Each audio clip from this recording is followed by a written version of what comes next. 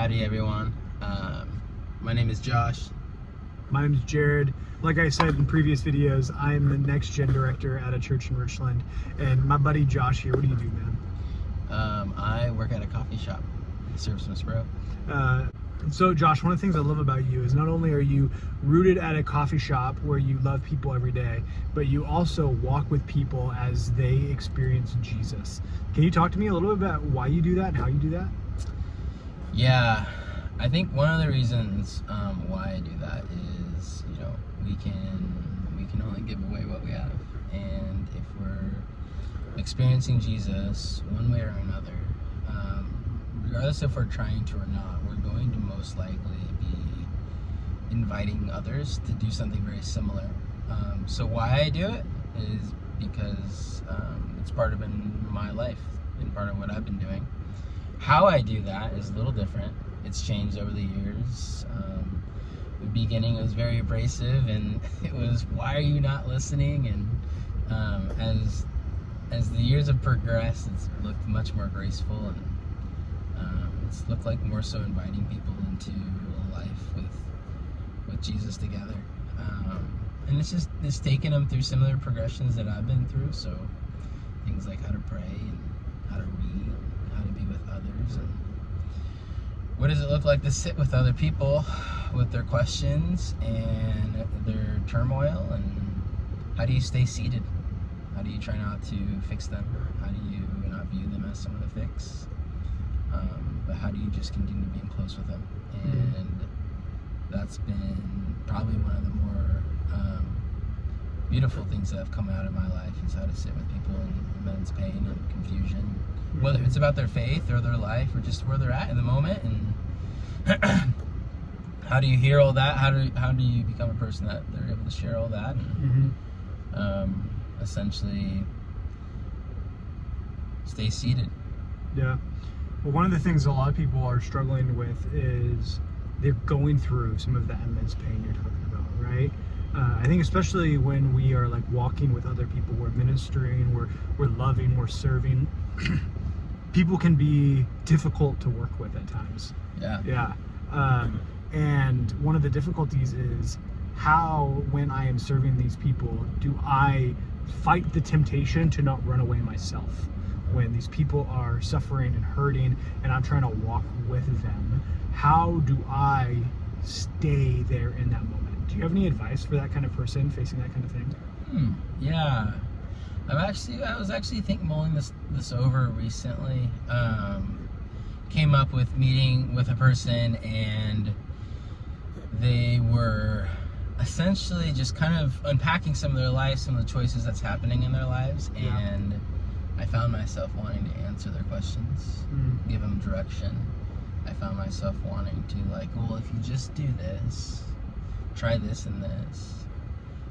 It was either that or I wanted to check out. I wanted to not engage because it was rolling on some pain in my own life. So one of the things that I picked up on was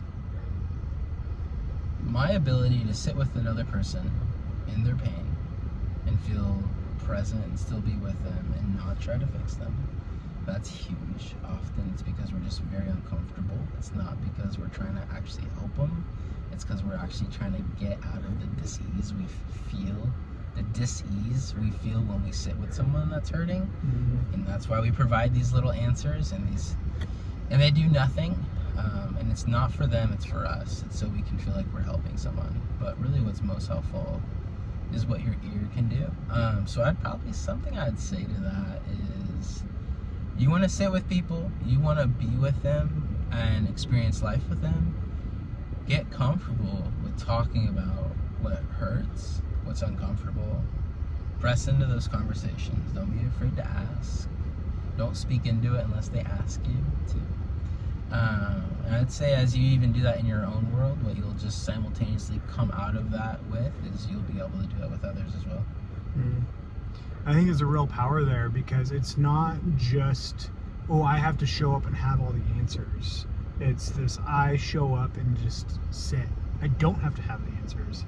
I care, I love, I listen. And I feel like that takes the pressure off a little bit. because I don't have to be perfect. I don't have to know all of the answers.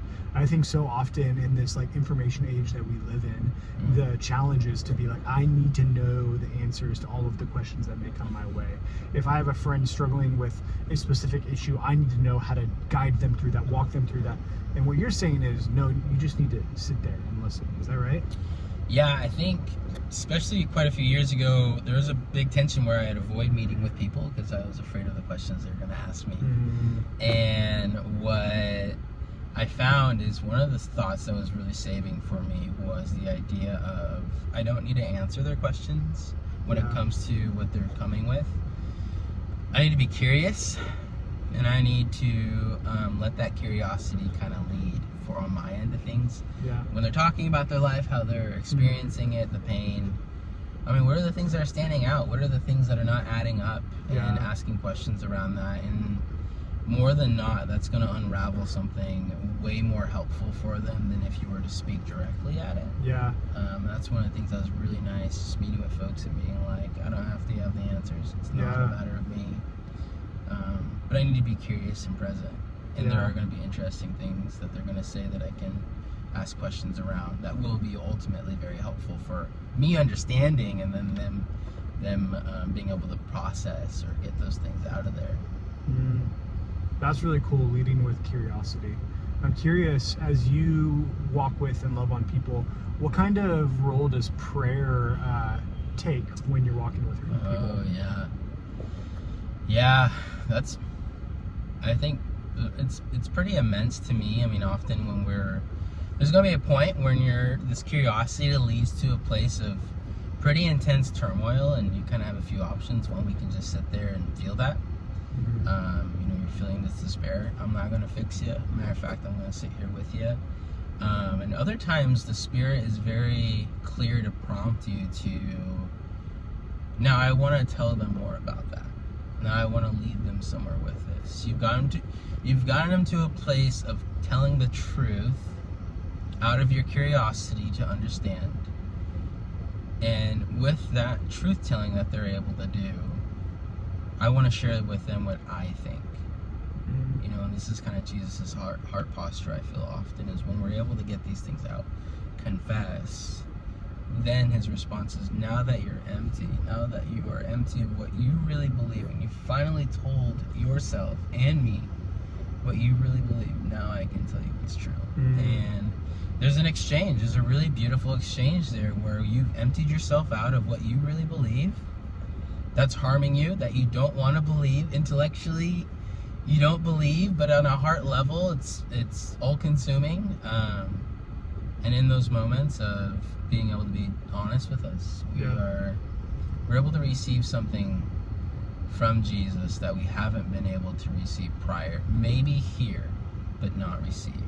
Because we are empty, now we can get full of what he has to say. So I'd say that's kind of a big process of how I go through, or it often goes, is now that you're honest, now that you've told God the truth, you've told yourself the truth, now you can hear what's true, and now you can receive it, and then you'll be transformed. Man. So that's how I've done it a lot with folks. That's powerful. What I hear you saying is this: my process of walking with hurting people is to sit with them in the pain, be curious, and if that curiosity leads to honesty, then lead to them to listen to the Lord on what the Lord has to say in their pain. Yeah, absolutely. Absolutely.